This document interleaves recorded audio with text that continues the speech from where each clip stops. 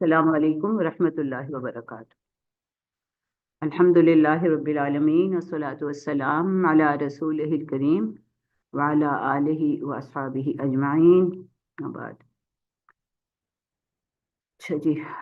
سورہ مومن کے بارے میں ابھی کچھ گفتگو ہماری رہتی ہے، تو اگر آپ لوگوں میں سے کسی کو کوئی اس سلسلے میں کوئی کچھ کہنا ہو تو آپ سے جو بھی کچھ کہنا چاہتے ہیں، یا کوئی سوال، کوئی کمنٹ، کوئی رائے، یا کوئی خاص بات جو آپ کو اس میں محسوس ہوئی ہو، یا کچھ جو سیکھا ہو اس میں۔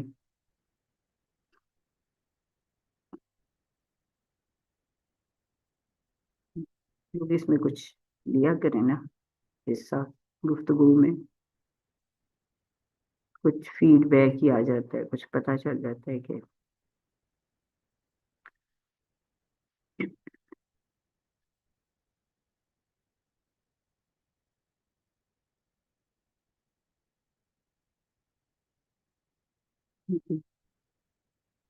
کوئی کچھ کہنا چاہے گا۔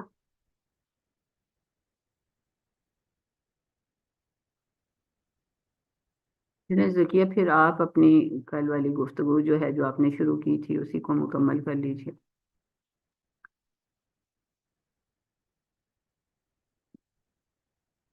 اعوذ باللہ من الشیطان الرجیم، بسم اللہ الرحمن الرحیم، السلام علیکم ورحمۃ اللہ۔ اچھا، اسکرین شیئر ہو رہی ہے آج کل؟ جی، ہو رہی۔ اچھا، اس صورت میں جو موضوعات کی ترتیب ہو تو الحمدللہ آپ سب لوگوں نے کر ہی لی ہے۔ کچھ اہم جو نکات ہیں اس میں، ان میں سے کچھ اللہ تعالیٰ کے ناموں کا جو استعمال ہے، وہ یہ نام جس طرح آیات میں آئے ہیں، وہ ایک بڑی خوبصورت ایک ترتیب ہے نا اس کی، اور ترکیب ہے۔ اور پھر اس کے بعد یہ مومن کا قصہ ہے، یہ اس کی بھی ایک بڑی اہمیت ہے۔ اور اس کی اہمیت اس لحاظ سے ہم دیکھتے ہیں کہ ہمیں نظر آتی ہے کہ باقاعدہ کوئی تقریر کی شکل میں اگر دعویٰ کا کام اور اس کا اسلوب کیا ہوتا ہے، اور دعویٰ کرنے والوں کی صفات کیا ہوتی ہے، یہ ہمیں پھر ایک باقاعدہ یعنی کہ ایک الہی گائیڈ لائن ہمیں یہاں نظر آ رہی ہوتی ہے کہ جو شخص اس کام کو لے کر اٹھتا ہے، اس کے اندر کیا کیا صفات جو ہے وہ پائی جاتی ہیں، اور وہ کیسے، یعنی ایک شخص جس نے دعویٰ کا کام کیا ہو اور اللہ تعالیٰ نے اس کو اپنے کلام میں اس کو ایک اس کے الفاظوں تک کے چناؤ کو جو اس نے کیا ہو بیان کر دیا ہو، تو اس سے ہم اندازہ کر سکتے ہیں کہ اللہ تعالیٰ کے نزدیک اس بات کی کتنی اس کے باتوں کی اہمیت تھی نا۔ تو اس میں ہم دیکھیں، ہم نے سورہ یاسین میں ایک داعیانہ کردار تھا، اور ایک داعیانہ کردار بیان ہوا ہے، اور ایک کردار سورہ مومن میں بیان ہوا ہے، جس کو ہم کل مختصراً ہم دیکھیں تو وہ ہم نے اس کو اس طرح سے ڈیوائڈ کیا تھا کہ جو سورہ یاسین کا داعی ہے وہ عام عوام میں، جبکہ وہ بپھرے ہوئے تھے اور وہ نبیوں کو قتل کرنے پہ تلے ہوئے تھے، اور اس وقت ان کے سامنے حق بات کو پیش کرنا اور دعوت کو پیش کرنا ایک بہت ہی جان جوکھوں کا کام تھا، اور وہ شخص جو ہے وہ نبیوں کی حمایت میں اس وقت کھڑا ہو جاتا ہے، اور اس وقت جو ہے وہ نہ صرف یہ کہ ان کی حمایت کرتا ہے بلکہ اپنی قوم کو خود بھی دین کی دعوت دیتا ہے۔ اسی طرح سے جب ہم دیکھتے ہیں کہ فرعون کے دربار کے جو مومن کا کردار ہمیں نظر آتا ہے، اس میں بھی یہی بات نظر آتی ہے کہ شیطان فرعون جو ہے وہ دربار میں اپنے کہہ رہا ہے کہ میں تمہیں سبیل الرشاد دکھاتا ہوں، اور وہ وہاں پر جو ہے وہ اپنے جو درباری ہیں ان کے سامنے منصوبہ پیش کرتا ہے کہ حضرت موسیٰ علیہ السلام کو اب قتل کر دینا چاہیے، کیونکہ اب ان کی دعوت جو ہے وہ اقتدار کے لیے خطرہ ہو گئی ہے، اور صرف مگر وہ یہ بات نہیں کہتا کہ اقتدار کے لیے خطرہ ہو گئی، بلکہ ان کو وہ یہ بات کہتا ہے، ہمیں اور بھی ملتا ہے کہ یہ شخص تو اس لیے آیا ہے کہ یہ تمہارے مثالی طرز زندگی کا خاتمہ کر دے۔ جس طرح ہم آج کے دور میں بھی کہتے ہیں نا کہ یہ جو لائف اسٹائل ہے ہمارا، جو ہمارا آئیڈیل لائف اسٹائل ہے، وہ ان جو دیندار طبقہ ہے یا جو دین کی دعوت کرتے ہیں یا 1400 سال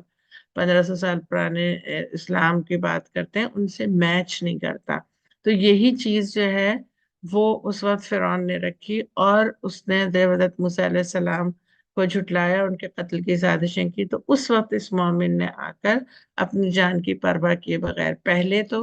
اپنے ایمان کو چھپاتے ہوئے ایک دعوت کی کوشش کی، تاکہ معاملہ جو ہے وہ ایک تھرڈ پرسن کی طرح اگر انداز میں بات کیا جائے تو بعض اوقات بات کو دوسرے انداز سے لیا جاتا ہے بنسبت اوپوننٹ کے لیکن جب اس کو یہ محسوس ہوا کہ اس طرح ایمان چھپا کر بات کرنے سے بھی کوئی حاصل نہیں ہو رہا، تو اس نے کھل کر اپنے ایمان کا اظہار کیا، اور نہ صرف یہ کہ اس نے خواص کو پھر مخاطب کیا، بلکہ پھر اس کی جو بات محسوس ہوتا ہے کہ پھر عوام کو بھی اس نے مخاطب کیا، اور اس نے فرعون کے مقابلے پہ آ کر کہا کہ میں تمہیں سبیل الرشاد بتاتا ہوں۔ تو اب ہم یہ دیکھتے ہیں کہ اس میں ہم آگے چلتے ہیں، ہم نے آگے یہاں تک پڑھ لیا تھا کہ خلوص اور محبت ہم پڑھ چکے تھے کہ وہ جو ایک دائی ہے اس کے اندر کتنا خلوص ہونا چاہیے، یعنی اگر وہ یہ دیکھ رہا ہے کہ بظاہر مخالف لوگ ہیں اور جان جوکھوں میں ڈال رہا ہوں، اور لوگوں کے آستینیں لوگوں نے چڑھائی ہوئی ہیں، اور ان کے منہ سے کف ابل رہا ہے، ان کی آنکھیں جو ہیں وہ پیشانیوں پہ چڑھی ہوئی ہیں، لیکن اس کے باوجود جو دائی ہے اس کا جو انداز ہوتا ہے اس میں محبت اور خلوص اس کے ایک ایک لفظ سے ڈھلک رہا جھلک رہا ہوتا ہے۔ جس طرح ہم دیکھتے ہیں کہ جب اس شخص کو شہید بھی کر دیا گیا سورہ یاسین میں، تو وہ کہتا ہے کہ یا لیت قومی یعلمون، اے کاش میری قوم کو معلوم ہو جائے، بما غفر لی ربی وجعلنی من المکرمین، میرے رب نے مجھے کیسی مغفرت کر دی، اور مجھے کتنے مکرمین میں شامل کر لیا، باعزت لوگوں میں شامل کر لیا۔ اب اسی طرح سے ہم دیکھیں کہ جو سورہ مومن کا جو داعیانہ کردار ہے، وہ بہت ایک یعنی ہوتا ہے نا، دکھ اور کرب کا اظہار اپنی قوم کے سامنے کر رہا ہے، اور وہ کہتا ہے یا قومی ما لی ادعوکم الی النجات وتدعوننی الی النار، اے قوم آخر یہ کیا ماجرا ہے، میں تو تم لوگوں کو نجات کی طرف بلاتا ہوں اور تم لوگ مجھے آگ کی طرف دعوت دیتے ہو، تدعوننی لیکفر باللہ واشرک به ما لیس لی به علم وانا ادعوکم الی العزیز الغفار، تم مجھے اس بات کی دعوت دیتے ہو کہ میں اللہ سے کفر کروں اور اس کے ساتھ ان ہستیوں کو شریک ٹھہراؤں جنہیں میں نہیں جانتا، حالانکہ میں تمہیں اس زبردست مغفرت کرنے والے خدا کی طرف بلا رہا ہوں۔ اب اس میں بھی دیکھیں جو اللہ تعالیٰ کی صفت آئی ہے عزیز الغفار نا، اس کو بھی دیکھیں کہ عزیز معنی ہوتا ہے غالب، ایک ایسا رب جو کہ ہر مکمل اختیار رکھتا ہے اپنے ارادوں میں، وہ عمل پذیر ہونے کے لیے وہ ایک غالب ہستی ہے، لیکن اس کے باوجود وہ غفار ہے۔ اسی میں غفار کے بھی دیکھیں 3 درجے ہوتے ہیں نا، ایک ہوتا ہے غافر، ایک ہوتا ہے غفور، ایک ہوتا ہے غفار، تینوں کا مادہ ایک ہی ہے، غائن فارا۔ تو غافر وہ ہستی ہے جو کہ چھوٹے چھوٹے گناہ ہو گئے کبھی کبھی تو اس کو معاف کر دیتا ہے، وہ غافر ہے۔ اور غفور جو ہے وہ کہ اگر کوئی شخص گناہ کرتا ہے اور وہ بہت گناہ کرتا ہے، توبہ کر لیتا ہے، اسے معاف کر دیتا ہے۔ اور غفار جو ہے وہ اس کی ایک جسے کہتے ہیں سپرلیٹو ڈگری ہے، اور غفار کا مطلب یہ ہوتا ہے کہ کوئی شخص کتنی دفعہ بھی گناہ کر لے اور وہ اس کو معاف کر دیتا ہے. اور پھر اس کے ساتھ عزیز کا لفظ جو ہے اس میں خوبصورتی یہ ہے کہ یعنی وہ سزا دینے پہ قدرت رکھتا ہے. اس کو سزا دینے سے کوئی چیز روک نہیں سکتی، لیکن اس کی صفت ایسی ہے کہ وہ اپنے بندوں کو بار بار گناہ کرنے اور بار بار توبہ کرنے پر معاف کر دیتا ہے. تو اب ہم یہاں دیکھتے ہیں کہ وہ اللہ کی ان دو صفات کو یہاں پر لا کر ان کے ایک جذبات کو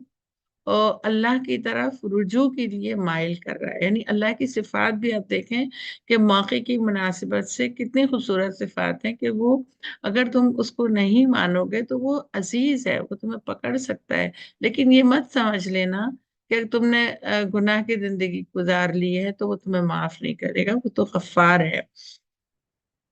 اس کے بعد ہم آگے چلتے ہیں تو اس میں داعیانہ کردار جو ہے وہ اللہ پر توکل کرتا ہوا ہمیں نظر آتا ہے کہ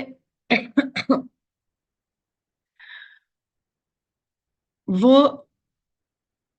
اپنا یعنی کہنا چاہیے کہ ایک منٹ. ہاں، اس کے بعد ہم دیکھتے ہیں کہ یہ داعیانہ کردار جو ہے وہ اپنی جان کی پرواہ نہیں کرتا نا. یہاں پر ہم دیکھیں کہ وہ اپنے ایمان کا کھل کر اظہار کر دیتا ہے، یہاں تک کہ اس کو جو یہ آیت آتی ہے قیلت خل الجنہ قال یا لیت قومی یعلمون، یہ اس کے بیچ میں ایک گیپ ہے نا، پیچھے ایک بات آ رہی ہے اور اس کے بعد یہ جملہ آ گیا. ذکر یہ نہیں آیا کہ اس کو اس کی قوم نے شہید کر دیا، لیکن یہ انڈر لائن اس میں یہ میسج ملتا ہے کہ اس کے پیغام کے بعد اس کو شہید کر دیا گیا. تو اصل بات تو یہی ہے نا کہ اس نے اس وقت جو حالات تھے، اس کو ہم اندازہ کر سکتے ہیں کہ اگر ایک شخص نے بات رکھی اور اس کو قتل فوراً کر دیا گیا تو اس وقت لوگوں کے غیظ و غضب کا کیا حال تھا ان انبیاء پر، اور جس کے سامنے اس نے اپنی دعوت پیش کرنے کے لیے کھڑا ہو گیا. تو یعنی ایک بے خطر ہونا، اللہ کی محبت سے سرشار ہو کے اپنی جان کی پرواہ کیے بغیر بے خطر ہو کر اور اپنی مصلحتوں کو پس پشت ڈال کر دین کی دعوت کا کام کرنا، یہ داعیانہ کردار ہوتا ہے. اچھا، پھر اس کے بعد ہم دیکھیں کہ جو سورہ مومن کا جو کردار ہمیں نظر آتا ہے اس میں بھی یہی بات نظر آتی ہے کہ وہ آ، اس کو بھی پتا چل جاتا ہے کہ جو میں نے یہ بات کی ہے تو اب تو میری جان پہ بن گئی ہے، اب میرے اسٹیٹس کا جو ہے وہ ان کو پاس نہیں ہوگا. اب میں فرعون کی کیبنٹ میں ہوں، میں اس کا قریبی رشتہ دار ہوں، میں اس کا بہت خاص آدمی ہوں، تو اس کے باوجود یہ لوگ مجھے چھوڑیں گے نہیں. تو اور واقعتاً جو بات ہمیں تفاسیر میں ملتی ہے وہ بھی یہی ہے کہ وہ ایک اتنا بااثر آدمی تھا کہ فرعون براہ راست اس پر اٹیک نہیں کر سکتا تھا. اس نے یہ نہیں کہہ دیا کہ میں موسیٰ علیہ السلام کے قتل کے ساتھ ساتھ اس کو بھی قتل کر دو، اس نے یہ نہیں کہا، بلکہ اس نے کیا کہ اللہ تعالیٰ فرماتے ہیں اس نے پھر انہوں نے اس کے خلاف سازشیں کرنی شروع کر دی. یعنی وہ اتنا بااثر شخص تھا تو اس کو اندازہ ہو گیا تھا کہ یہ لوگ مجھے اب نہیں چھوڑیں گے. اس کے باوجود اس نے کیا کہا کہ اپنا معاملہ میں اللہ کے سپرد کرتا ہوں، وہ اپنے بندوں کا نگہبان ہے. اس کے بعد ہم دیکھیں کہ ہمیں کچھ تھوڑی سی بات ہم کر لیتے ہیں کہ وہ کون سے داعیانہ نکات ہوتے ہیں. یعنی ایک شخص دعوت دین کا کام کرتا ہے، اس کو اپنی دعوت کے لیے کون سے موضوعات ہیں لوگوں کو دین کی طرف بلانے میں بنیادی بنیادی نکات ہیں. یعنی کہتے ہیں نا کہ جو جس طرح ہم دیکھتے ہیں کہ اللہ تعالیٰ نے یہود و نصارہ کے لیے بھی فرمایا کہ تعال کلمتن سواء بیننا و بینکم لا نعبد الا اللہ، کہ آؤ اس کلمے کی طرف جو ہمارے اور تمہارے درمیان یکساں ہیں، اور وہ یہ کہ ہم اللہ کے سوا کسی کی عبادت نہیں کریں گے. تو اسی طرح سے دعوت کا جو اسلوب ہوتا ہے، اگر وہ ہر جگہ پر اس کے مطابق ہمیں بات کرنی ہوتی ہے. اگر کبھی ایسا ہوتا ہے کہ آپ کسی ان لوگوں کے درمیان ہیں جہاں دعوت دین کو آپ کو بنیادی طور پر جو اسلام کی دعوت ہے وہ یہ کہ پہلے ہم جو دین کے بنیاد ہے، یعنی جو ہماری ایمانیات ہے، ہم उस पर बात करें। तो उसमें भी हम देखते हैं कि ये दोनों तरफ हमें ये बात नजर आती है कि जो हमारे दाई दोनों सूरतों में हमें दाइयाना किरदार हैं, वो बिल्कुल ईमानियात को पहले लोगों के सामने रखते हैं। तो हम सूरह यासीन में देखते हैं कि वो सूरह यासीन का दाई कहता है, आखिर क्यों ना मैं उस हस्ती की बंदगी करूं जिसने मुझे पैदा किया और जिसकी तरफ तुम सबको पलट कर जाना है। यानी आप देखें, इस एक जुमले में उस शख्स ने तौहीद की भी बात कर दी, उसने अल्लाह की एक ऐसी सिफत बयान की कि जो खालिसतन सिर्फ अल्लाह ही की सिफत है, कि वो रब भी ऐसा है जिसने मुझे पैदा किया है। और फिर उसके बाद दूसरी बात उसने जो रखी वो आखरत। यानी ये दोनों जो बुनियादी ईमानियात हैं उसने उनके सामने, और इसमें भी एक मैसेज कि ये नहीं कहा कि या कयामत आने वाली है या आखिरत बर्पा होने वाली है या कयामत का कोई मंजर नहीं, बल्कि जिसकी तरफ तुम सबको पलट कर जाना है। अल्फाज में एक पूरा मैसेज आ गया कि एक ऐसा दिन आने वाला है जहां तुम्हें अपने अमाल का हिसाब देना है। लिहाजा न सिर्फ ये कि इस दिन पर ईमान लाना जरूरी है, बल्कि इस दिन के मुताबिक अपने अमाल की इस्लाह करना भी जरूरी है, क्योंकि जब वापस तुम्हें उसी की तरफ पलट कर जाना है जहां वो तुम्हारे अमाल का हिसाब लेने के लिए मौजूद होगा। फिर दूसरी तरफ वो शख्स कहता है, आप देखें, एक लम्हे के लिए सोचें कि कितना छोटा टाइम पीरियड था कि वो शख्स दौड़ता हुआ आया और उसने आकर अपनी दावत वहां पर पेश की। बफरे हुए अवाम थे उनके सामने, लेकिन उसने उस थोड़े से वक्त में भी अपनी दावत का असलूब कितना जामे रखा और कितना खूबसूरत रखा।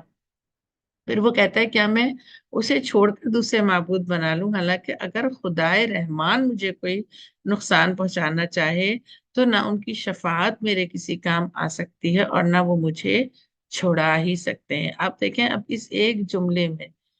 जो तौहीद और अल्लाह ताला की जो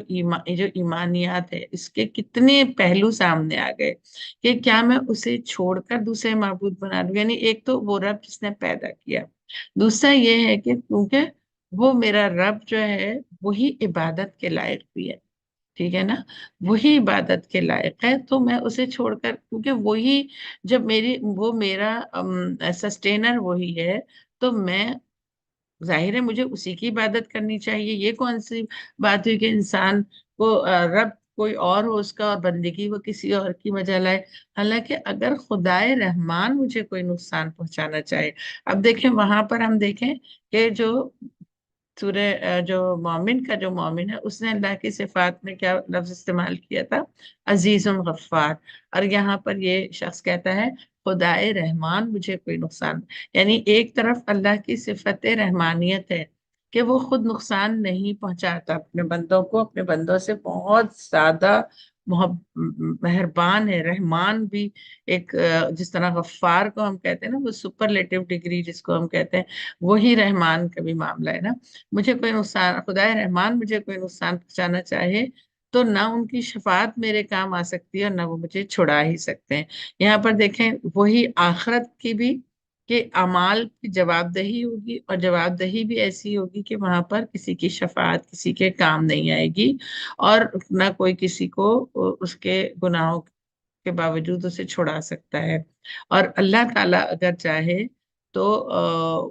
अगर किसी को रहमान जो है वो खुद किसी को नुकसान नहीं पहुंचाता, लेकिन जब लोग ऐसे काम करते हैं तो वो खुद अपने अमाल में अपने आप को नुकसान पहुंचा रहे होते हैं। और अगर अल्लाह, अगर कोई हमें नुकसान पहुंचाना, अल्लाह ताला की तरफ से हमारे लिए कोई फैसला हो तो कोई भी मखलूक उसको टाल नहीं सकती। अच्छा, अब इसके बाद हम देखें कि इस शख्स ने भी सूरह मोमिन में ये बात की, तुम मुझे इस बात की दावत देते हो कि मैं अल्लाह से कुफ्र करूं और उसके साथ उन हस्तियों को शरीक ठहराऊं जिन्हें मैं नहीं जानता, हालांकि मैं तुम्हें उस जबरदस्त मगफिरत करने वाले खुदा की तरफ बुला रहा हूं। अच्छा, इसके बाद हम देखें दूसरी जो बात नजर आती है, रिसालत पर ईमान। और रिसालत पर भी एक जुमले में पूरा उसका, यानी कहना चाहिए कि उसकी दलील के साथ یہ شخص بات رکھتا ہے سورہ یاسین میں جو بتایا گیا کہ اتبعوا من لا یسألکم اجرا وهم مہتدون، پیروی کرو ان لوگوں کی جو تم سے کوئی اجر نہیں چاہتے اور ٹھیک راستے پر ہیں۔ یعنی آپ دیکھیں کہ دنیا میں جب کوئی شخص اپنی اطاعت کا کے لیے لوگوں سے مطالبہ کرتا ہے تو یا تو یہ ہے کہ وہ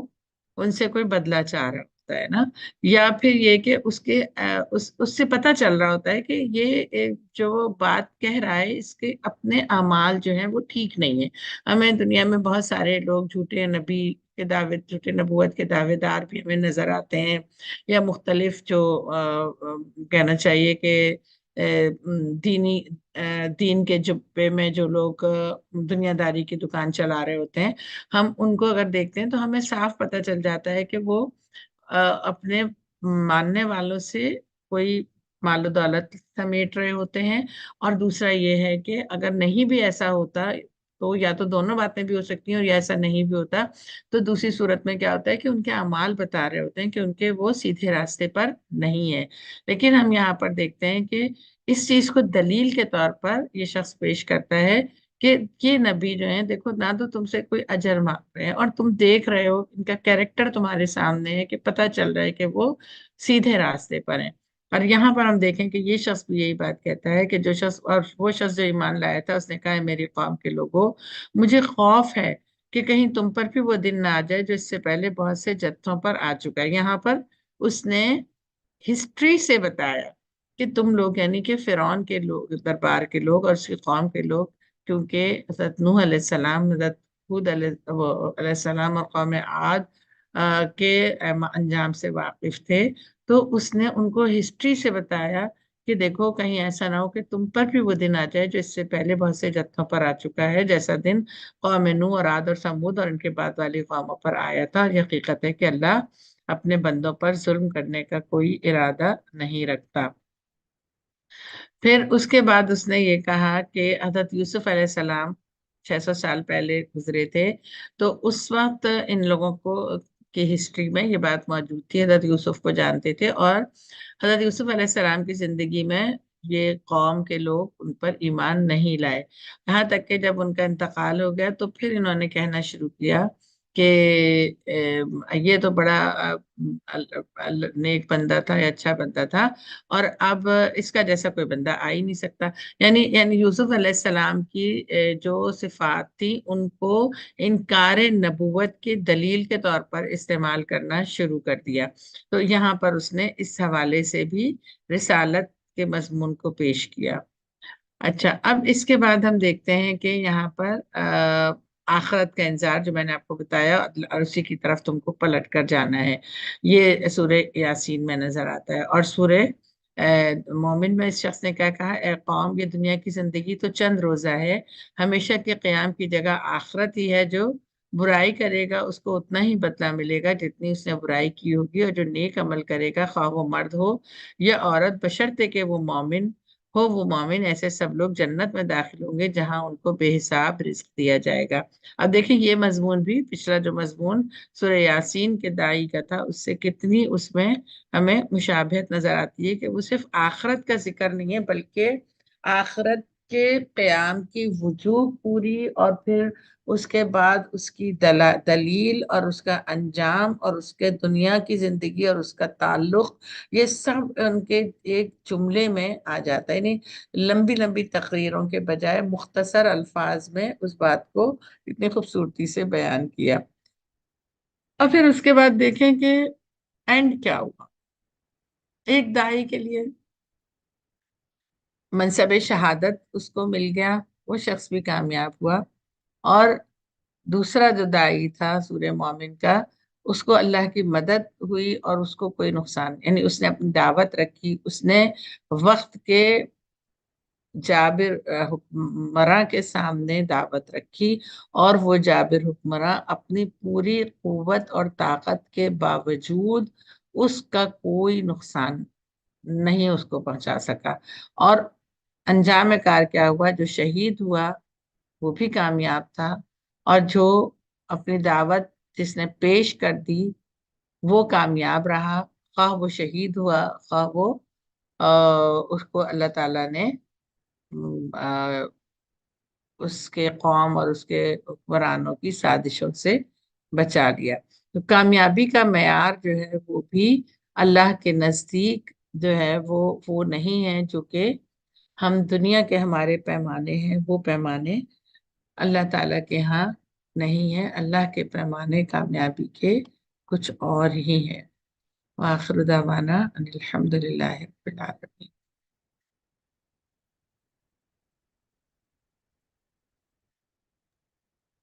جزاک اللہ خیر، ماشاء اللہ، چلیں بہت اچھا، ایک تقابل بھی ہو گیا، اور اہم صفات جو ہیں دائی حق کی وہ بھی ہمارے سامنے آ گئی۔ اللہ تعالیٰ ہمیں بھی مستفید کرے، اور ہمیں بھی وہ اپنانے کی توفیق عطا فرمائے، اور ہم بھی اسی طرح اتنے ہی اچھے انداز میں دعوت دینے والے ہوں، دعوت پر اس دائی کے خود کردار کا حصہ بنانے والے۔ جی شبانہ، آپ اپنا مائک کھول لیں اور اپنی بات کریں۔ جی السلام علیکم ورحمۃ اللہ وعلیکم وبرکاتہ۔ السلام ورحمۃ اللہ وبرکاتہ۔ جی ڈاکٹر صاحب معاف کیجیے گا، جب آپ نے وہ اسٹارٹنگ میں پوچھا کہ کوئی بات شیئر کرنا چاہے، اس وقت ایکچولی میں ابھی فجر کی نماز کمپلیٹ کری تھی، تو سوری اس لیے میں بیچ میں بات نہیں کر سکی۔ تو بس میں ڈاکٹر ذکیہ سے پہلے بس یہی بات میں کرنا چاہ رہی تھی کہ ایگزیکٹلی یہ جو سارے پوائنٹس الحمدللہ انہوں نے بہت اچھے سے ڈسکس کیے، بہت کھل کے مطلب الحمدللہ واضح ہو گئے سب کے سامنے کہ دائی حق جو ہوتا ہے، جو حق کی بات ہے نا، وہ انسان کو جو ہے وہ مطلب کرنی چاہیے۔ اللہ کی جو راہ میں جو بھی ہم جو مسلمان ہیں اس چیز سے بالکل نہ گھبرائیں کہ ہم جو حق کی بات کریں گے تو لوگ ہمارے دشمن ہو جائیں گے یا ہمارے لیے کیا بولیں گے، اور بس یہی بات بندہ نظر میں رکھے، اور اس چیز سے بالکل بھی نہ خوف کھائے نہ گھبرائے، اور یہ چیز بس ایک ایمان دل میں قائم ہو کہ وَفَوِّضُ أَمْرِي إِلَى اللَّهِ إِنَّ اللَّهَ بَصِيرٌ بِالْعِبَادِ، اس چیز پہ ایمان ہو۔ اور جو حضرت ابراہیم کی دعا ہے کہ ان صلاتی و نسکی و محیاي و مماتی للہ رب العالمین لا شریک لہ وبذالک امرت وانا اول المسلمین،